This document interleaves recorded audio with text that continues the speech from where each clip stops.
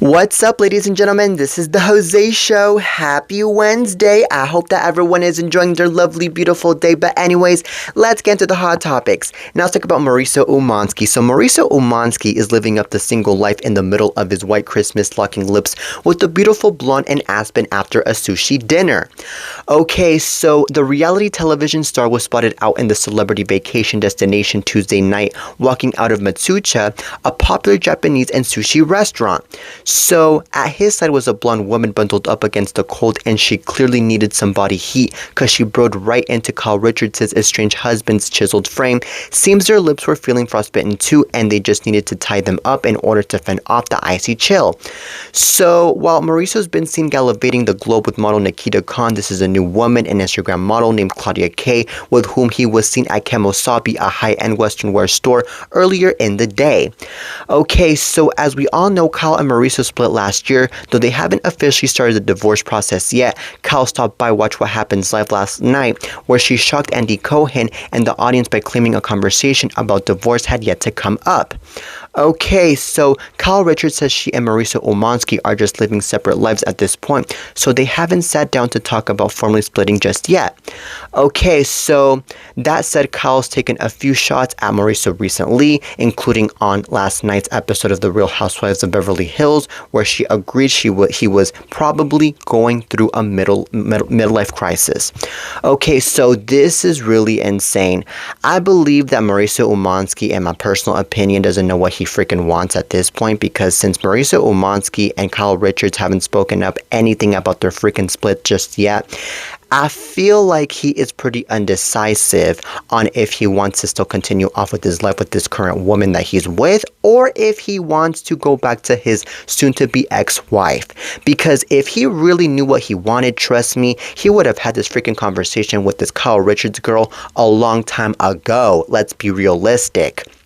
And let's also be realistic that, Kyle Richards is so freaking dumb for waiting on that conversation to happen. Because honestly, when somebody like freaking Mauricio Umansky is so freaking undecisive, then you would really have to wait like up to maybe 2-3 freaking years for that freaking conversation, because an undecisive person is just so darn undecisive. Okay? And that's just if I'm being correct here, if this Mauricio Umansky guy is actually undecisive for what he wants. But if Mauricio Umansky is simply just wanting to have a relationship with this current girl and move on, and doesn't want to have a conversation with this soon-to-be ex-wife, Kyle Richards, then it could probably be because, I don't know, maybe he just simply is afraid to have the conversation with Kyle Richards, because maybe Mauricio Umansky feels like he would hurt her feelings, or maybe he would go off and maybe cuss at her or go violent after her, because maybe he might have a lot of grudges towards her about the split in the first place.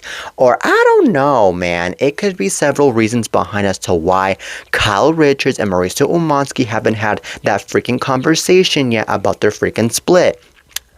But anyways, right now is like the worst time to be having conversations about this, because we are already going into the holiday season where we should all be happy, we should all be united as folks.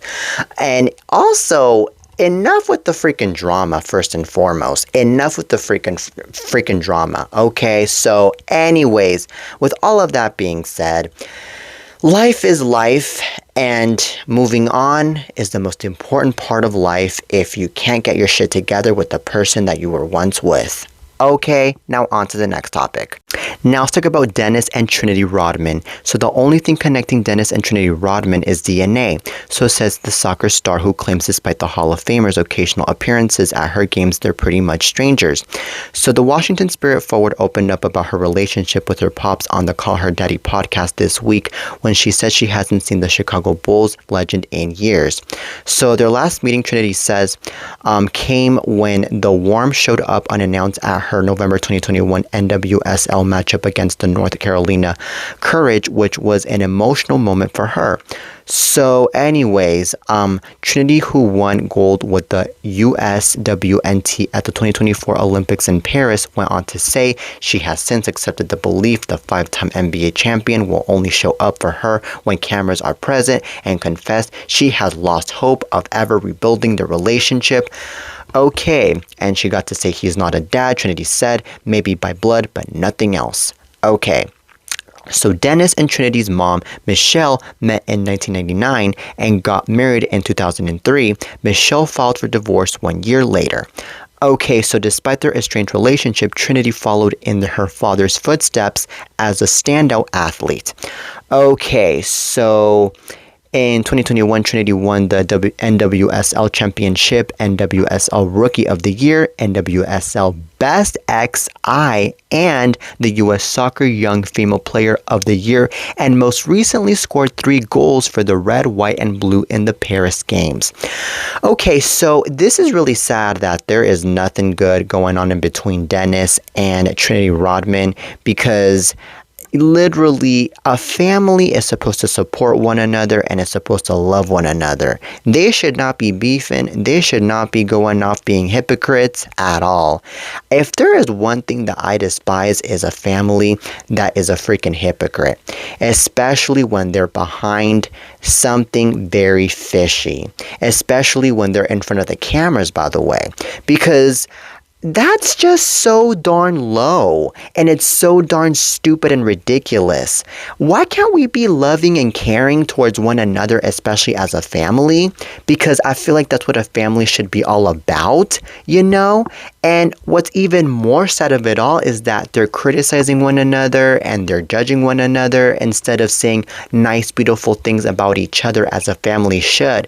You know, they might have their reasons for what this is going on, but yet again, there should be a reconciliation going on in between these two, so that way they can actually have a really good family relationship, especially because God forbid that something happens to one of them one day and they would need from one of each other, and you know, they wouldn't be able to help one another because of the freaking beefing that's going on between the both of them. And it's just so darn sad, man. But I just feel like for some people, it's so darn easy having a fight with their own family members. I feel like for some people, it's so darn easy having to say a lot of mean things about their own family members behind their back and never love them ever, you know. And these are the same people, by the way, that will last up to 3 years, 4 years without talking to you and seeing you at all. It's so darn ridiculous. And I feel like, you know, it's also very cowardly at the same time that this is going on, because that's like literally basically shying away from actually fixing things with your own family member, and from actually, you know, admitting some differences here and there with the family member, because I mean, at the end of the day, we're not the same, even if we're, you know, sharing the same blood. I mean, you know, there should be, you know, some fixing going on. There should be some, you know, bravery going on in it, talking it out. But in this case, there is no bravery. There is no reconciliation. There is no positivity in general. It's just all beef, and it's just all stupidity. And all of that needs to freaking stop for once and for all, ladies and gentlemen. All of that needs to freaking stop. But you know what? It is what it is at the end of the day, and I'm thinking that, you know, things are gonna get worse as time goes by. And that's all I have to say about this. That's all I have to say about this. Now on to the next topic. Now let's talk about Nick Jonas. So Nick Jonas fans are about ready to yell SOS after seeing the pop star's seeming support of controversial tech giant Elon Musk, with many expressing their disdain on social media. So here's the thing. On Tuesday morning, Musk used a gif of the Jonas Brothers turning table to quite literally transmit his X caption, "My, how the tables have turned," which appeared to be a response to Tesla's soaring success since Donald Trump's election victory. Okay, so remember, many people warned Elon Musk his business would be tainted by publicly backing the now president-elect. Jonas appeared to co-sign Musk's celebratory post on X and even weighed in with a tweet of his own. Not only did Nick Jonas respond with a photo of Musk looking looking smug, but he encouraged the entrepreneur to take us to the year 3000, a callback to the Jonas Brothers hit 2006 song. Okay, so the show of support is not sitting well with many of Jonas's fans, however, with some encouraging Priyanka Chopra's husband to delete this. So others took to direct shots at the singer, with one particularly brutal response: "I used to pray to God to take your diabetes away." And several others called out Jonas for quoting year 3000, since it's technically not even really a Jonas Brothers song. For those who may not know, the track is actually a cover, having first come onto the music scene via the British band Busted. Okay, so all in all, it's safe to say Jonas's fans are burning up over his social media antics. So this is really sad that everyone is going after poor Nick Jonas after quoting that tweet from Elon Musk, but I completely understand as to why these fans are going after Nick Jonas for all of this, because I don't think that Elon Musk deserves any support from anyone, starting off with the fact that Elon Musk supports Trump. And also, let's remember that Elon Musk is an idiot, he's very rude, he's very weird, and a bunch of other stuff that just makes him so controversial as to why I feel like he doesn't deserve the support from anyone. And it's just so darn weird that Nick Jonas is going off basically supporting him with this tweet that he wrote out towards Elon Musk. But, you know, at the same time, I'm kind of thinking that maybe Nick Jonas wasn't supporting Elon Musk by tweeting that, because I feel like, you know, Nick Jonas was basically just joking around with Elon Musk in that tweet by saying, "Hey, take me back to the year 3000, and that's basically it. You know, he's not going off saying, "Oh my God, Elon Musk, I love you. Oh my God, Elon Musk, you're a genius. I praise you," and this and that. No, he just simply put a simple tweet saying, "Hey, take me back to the year 3000, and that's it. You know, the end. But I feel like so many people out there are very sensitive to what they see these days on social media that all of a sudden they misinterpret what they see, and then they go off and judge and criticize. And it's so easy for these people to do all of that, especially under the comfort of their own home. And I feel like Nick Jonas is all like, you know what, you guys need to chill. This is just a simple tweet and that's it.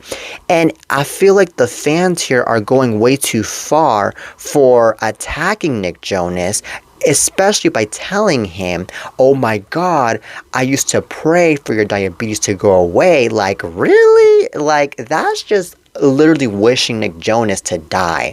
That's like literally wishing Nick Jonas to be in more trouble with his own damn health. That's all over a freaking tweet. That's just so darn low in all levels. Like, social media has turned it into a freaking bully house. It has turned into a freaking bully yard. That's how it's turned into. And also, let's remember that nowadays we don't even have, you know, the safetiness to be having our own thoughts and opinions, nor to be joking around about anything because of stuff like this where people are easily going after you.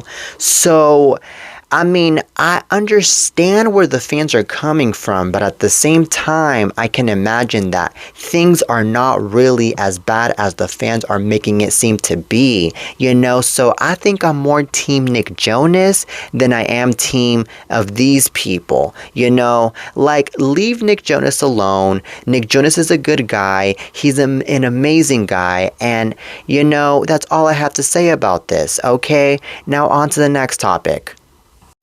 Now let's talk about Kanye West. So Kanye West's antiques are on full display in new videos showing his deposition from a recent tech lawsuit, and TMZ has the first look. So the deposition footage shows Ye in a bit of a standoff with the attorney who was trying to ask him questions. You gotta see the video. It's a defiant start as he signs onto the Zoom call and avoids eye contact. Well, this scene comes courtesy of a new A&E show, Interrogation Raw Celebrity Under Oath, and the second you see Ye's hat pulled down low while he's looking at his phone, you can tell it's gonna be entertaining. Well, when attorney Michael Popok calls Kanye out and chides him for looking at his device, Kanye declares his mental geniusness requires him to be on a phone to stay focused on what he calls a bull-ass lawsuit. Okay, so Kanye then agrees to take his hat off and get off the phone, but then he whips out a face covering, telling Popok, "You don't have the right to see my face." Okay, so later in the deposition, Kanye takes issue with Popok asking him to explain where he is and what is in the room, with him saying, "Are you stupid? You are talking to the richest black person in the history of America." Okay, so the deposition was part of a 2020 tech lawsuit against Kanye, who was accused of stealing technology to advance his Yeezy brand and launch his Sunday service. Okay, so interrogation raw premieres December 26th at 10 p.m. Eastern Pacific time on A&E, and the network says Kanye's deposition redefines celebrity legal drama, not to mention geniusness. Okay, so this is really insane. I believe that Kanye West really should have not done that in the first place in the stealing technology. I feel like Kanye West should have just went off and, done his own original work for whatever he was doing with the Yeezy campaign or with the Yeezy company or whatever it is. Because here's the thing. I believe that when you are working on something, you must have your own originality, or else you're gonna get sued. Okay? Simple as that. And simply Kanye thought that he was going to get away with not getting sued and that nobody was going to notice anything. But apparently a lot of people noticed, and then he got into so much trouble, and then he ended up in this lawsuit for basically stealing the technology just to be using it for his own Yeezy brand and his own Sunday services, basically for his own conveniences. And it's not cool at all. I mean, people work so hard for their own damn technology and for their own damn advances that they deserve to have their own rights to their own stuff, and Kanye should not be going off jinxing all of that by stealing all of that, because it's so freaking unfair.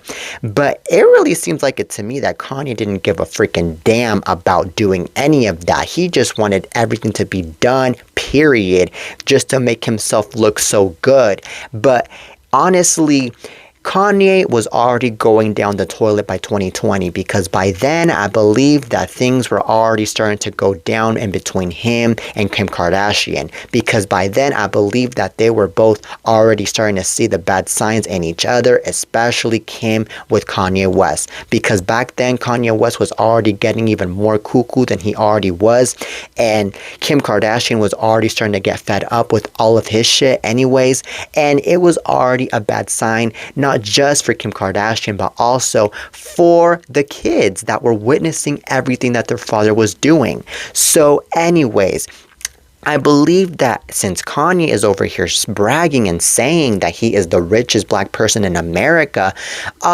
I believe that he's making himself look like a freaking fool by saying that, because in reality, I don't really think that he's the richest black person in America. I mean, I believe that there are also other black people in America that are richer than him, if I'm not mistaken. I mean, I believe Jay-Z might be richer than him. I believe that Dave Chappelle might be richer than him. I believe that Floyd Mayweather might be richer than him. So, I mean, I'm already naming a few, and that's if I'm not mistaken. So yeah. So I believe that this guy is over here being cocky after all of the trouble that he was going through at the time. And I believe that at the end of the day, this whole entire lawsuit that Kanye was going through was actually a really good convenience for him anyways, because I mean, at the end of the day, it was all a freaking publicity stunt for him, because now it's already all over the television. It's already on A&E, where people can watch what happened in that freaking lawsuit, and where Kanye West is throwing his freaking rants anyways, and he's, going off complaining and bragging about himself. So, hey, this is already ratings gold anyways, and I can imagine that Kanye West might be making money off of all of this anyways, because he's involved in the whole entire reality show. Very funny, but true at the same time. But anyways, I believe that this right here is for the books as one of the most ridiculous reality shows or one of the most ridiculous showings of all time on television. And, I believe that Johnny Depp and Amber Heard cannot top this at all because I believe that Johnny Depp and Amber Heard actually, they had their lawsuit too, but I mean, it was not as ridiculous as what we're hearing now with Kanye West going off and bragging and, nagging and, just calling attention here and there. I mean, the only thing that we needed though was for Kim Kardashian to pop in to this reality series or this docu-series or whatever you want to call it and be like, oh my God, well, it's my husband. I support him. I love him. Y'all shouldn't be doing anything to him. He's a good guy. He's innocent. He doesn't deserve to lose all of his money on this lawsuit and blah, blah, blah. Because, I mean, trust me, if Kim Kardashian were to have anything to do with this whole entire lawsuit or if she were to go off and defend this guy, trust me, it would have been worse because then Kim Kardashian would basically look like a freaking fool. And also, it would have not helped at all anyways because, I mean, honestly, yes, Kim Kardashian is a lawyer or did study law, but I mean, honestly, there was nothing that Kim Kardashian would be able to do anyways. So anyways, on to the next topic. Now we have some breaking news. So unfortunately, David Murphy, who was best known for appearing on 90 Day Fiancé before the 90 days, has died. This according to his family. So the reality star's family issued a statement on his Instagram account just today where they confirmed the TV personality died last week in Las Vegas, Nevada after experiencing health issues over the last several years. So, sources with direct knowledge tell TMZ David had been sick with liver cancer, which he was diagnosed with over a year ago. TMZ was told that David also faced a number of other health issues too. So, per sources, David had undergone over 13 surgeries in the last year and was scheduled to go under the knife again before his passing. So, despite his health issues, David was still actively seeing his family and friends in the week before his death. But TMZ was told that he was very frail and unwell. Sources say he had lost a lot of weight and often complained about not feeling well. Okay, so David, who was a veteran small business owner and software engineer, had recently retired from his position at the Clark County Treasurer's Office. His family remembered him best as a fierce animal advocate, especially for cats, and noted that David always made an effort to adopt cats and give them a good loving home. Okay, so they encouraged his followers to honor David's memory by donating to the Animal Foundation in Las Vegas in his name. Alright, so they continued. His time on 90 Day Fiancé allowed him to connect with viewers, see the world, and share his experiences with his thousands of followers on Instagram. He will be deeply missed by his family, friends, and fans. Okay, so this is really sad that David Murphy has passed away, especially due to liver cancer, because liver cancer is no freaking joke. I already knew that this was coming, by the way, because the man already had 13 surgeries and he wasn't even feeling well last week. And of course, he was going through the whole entire cancer situation throughout this past year anyways. And like I said, he was going through health issues years prior. So that was already a bad sign that he was going to pass away really soon. I believe that the fact that his family ended up keeping this whole entire death a secret until now, 1 week later, comes to show that his family wanted some privacy throughout the time that he was dead throughout this past week. Because I believe that his family didn't want anybody to be going after them after his death, because you know how unfortunately the media is. They are very cruel enough to be going after people, especially after the death of somebody, and that's something that they wanted to avoid. And I believe that it's, very heartbreaking that unfortunately he is gone, but at the same time, he is in a better place now because he's no longer suffering from the cancer that he was going through.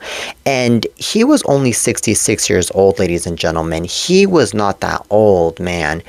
He was a very bright human being that was well known for being on 90 Day Fiancé. He was well loved by his castmates on 90 Day Fiancé. He was well loved by his fans, his family, of course. And he, of course, was somebody that never gave up on what he did. And he'll forever be remembered as that kind of guy. And let's also remember that this guy, David Murphy, man, he unfortunately, even though he went through a lot of successes with 90 Day Fiancé, and of course he was, trying to keep it positive, unfortunately, there was just some things that got in his way throughout the several years that he was going through health issues, which is what made him, really decline in many ways with his own energy and with his own, self-being, but anyways, he'll forever be remembered and he'll forever be in our hearts, man. And it is what it is, it is what it is. But may David Murphy rest in peace. And, that's all I have to say about this. That's all I have to say about this. Now on to the next topic. Now, let's talk about Leonardo DiCaprio. So, Leonardo DiCaprio is breaking bread with another Hollywood legend, Al Pacino. So, the two movie stars went out to lunch Tuesday at the Bird Streets Club in West Hollywood, and Leo brought his father, George DiCaprio, along to hang with the Godfather star. Okay, so anyways, Leo, Al, and George kept things pretty low-key, at least in terms of fashion. Leo wore a black t-shirt under his trademark ball cap and some shades, while Al and George bundled up in some big black coats. Okay, so when lunch was over, Leo bid adieu to his father, and then he hopped in his Porsche SUV and gave Al a ride home. Okay, so Leo and Al have been friends for years, though they've only worked together on a movie once, a brief scene in Quentin Tarantino's 2019 film, Once Upon a Time in Hollywood. No word who picked up the tab here, but both of these guys have plenty of bread. Okay, so this is really insane, ladies and gentlemen. I think that these two, Leonardo DiCaprio and the one and only Al Pacino, should definitely hang out more often, because I can even tell that these two are bros. And also, when you are hanging out in Hollywood, you are hanging out in one of the best cities in the world. There is a lot to do in Hollywood. There are, really good restaurants. There's the Walk of Fame. There's the museums. There's the theaters. There's the mansions. There's everything. And, these two wanted to really take advantage of all of that. I know that they already recognize Hollywood so well because, I can imagine that they live in that area, but still, they wanted to take advantage of the beauty of Hollywood, and that's fine right there. Now, I'm pretty surprised that Leo, Al, and George weren't caught by a bunch of people while they were out and about, and they were only caught by TMZ, because you know how those people are. They're really good at capturing all of the people that they see out and about walking to the sidewalks of Hollywood. And what I also noticed too is, they were actually kind of good at really not acting so, nervous and so, uncomfortable while they were caught by TMZ. Because, I understand that they're used to being caught by TMZ after all, because honestly, they are celebrities and they've been around them for years now. But yet again, I can imagine that they were, kind of nervous and kind of, uncomfortable yet again, because it can be really intimidating just having to have TMZ all over your ass. Let's be real here. But anyways, I think that if, Leo and Al and George get to be having hangouts like this more often, then we might as well see them in another movie really soon. We might as well see them in a really good project really soon and, have a really good, chemistry, and then having to see, all of that action and, but that Porsche though that Leo has, man, looks really Gucci. I have to admit, that Porsche looks like something that I would want to buy someday. It looks like something that, I would want to drive in and enjoy, especially because that black leather or that black structure that's all over the Porsche is already really beautiful, and then the inside, man, looks really luxurious too. It looks like the freaking Hotel Hilton of all cars, if I'm not mistaken. Really? I mean, if I were to ever see Leonardo DiCaprio out and about in the streets, I would be like, yo, Leo, give me a ride. I want to be riding in your car. I want to be enjoying the luxurious car that you have. I want to meet you. I want to hug you. I want to kiss you. I want to, listen to the radio with you in your Porsche. I want to, I don't know, go to a restaurant with you in that car. But I want you to take care of my dinner though, because you're a millionaire, bro. Okay, I mean, I got my money too, but I want to save it because I have way lesser money than you, that's for sure, bro. Okay, and I would also have that conversation with Leonardo DiCaprio and make it a huge, beautiful chemistry between us. Okay, I mean, I'm not gonna make it that kind of chemistry where it's a Kate Winslet Leo situation where Leo goes off his separate way in the ocean and then I stay there all sad, all ho ho ho. No, because I mean, that's not how it should be. So anyways, yeah, I really am for this if this ever happens, which unfortunately I highly doubt it's ever gonna happen, but oh well. But anyways, on to the next topic. Now let's talk about Scott Disick. So Scott Disick's definitely earning some cool dad points with his kids, buying his son Mason a new Mercedes-Benz G-Wagon for his 15th birthday. Okay, so the reality television star and businessman shared the news to his Instagram story Saturday, posting pics of the new jet black car he's gifting to his son. Alright, so anyways, in the pics, looks like Disick's saying it's a mini G-Wagon, a slightly smaller, more compact version of the car, which he strapped with a red bow for his kiddo Mason.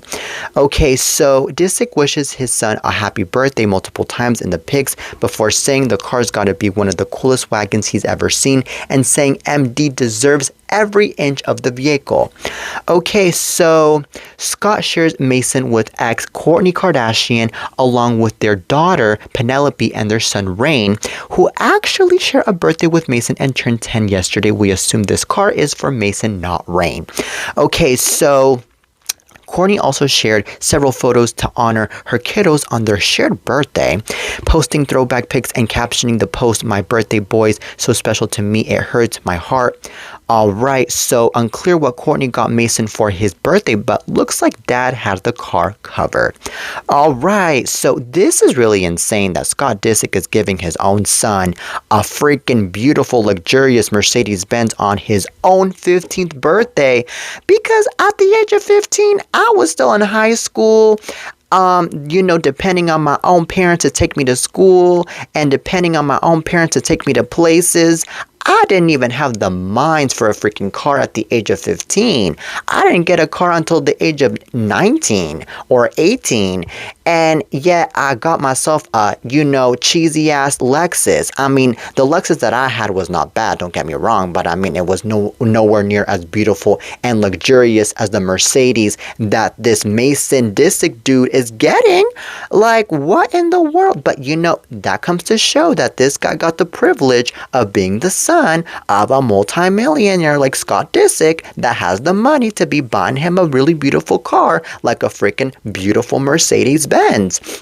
And I really am thinking that this guy is going to be taking advantage of that car, that's for sure, that he's going to be taking it out to the freaking beach, he's going to take it out to the freaking, I don't know, San Francisco, he's going to take it out to Arizona, he's going to take it out to Utah, he's going to take it out to God knows where else, because it's a freaking beautiful Mercedes with really good technology, with really good engines. I mean, hello, and at the end of the day, this guy's gonna get himself a girlfriend, or maybe already has a girlfriend, and he's gonna ride her in that car, and it's gonna be all lovey-dovey and all luxurious for the poor, for the beautiful rich boy. And I mean, I am very proud of him, I guess you can say, but I mean, at the same time, I'm so jealous that at that age, he was able to get a freaking Mercedes.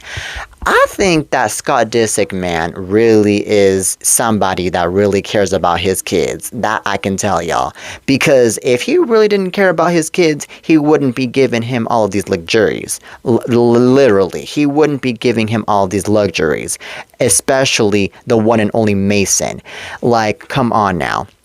And honestly, this is really insane how, Scott Disick, at the end of the day, he really thought about even giving his son a car. A beautiful car. Because, I mean, I felt like maybe at the age of 15, he would have thought of maybe giving his own son, I don't know, I don't know, an iPad, a tablet, I don't know, an iPhone, but a car, man, Jesus. I mean, wow, okay then. But anyways, all I can say though is be careful when you're out on the road, Mason, and also you, Scott, you need to make sure that your son is careful while he's out in the road, okay? Just saying. Just saying. But anyways, that is it for today's show, ladies and gentlemen. I really hope that you guys enjoyed today's beautiful episode of the Jose Show. And we have more next time, that's for sure. But anyways, make sure you guys are subscribing to my YouTube channel, my Instagram, and of course, my Instagram, and what else? My Instagram, my YouTube, and yeah, that's basically it. Oh, and my TikTok. All right. But anyways, that is it. Peace.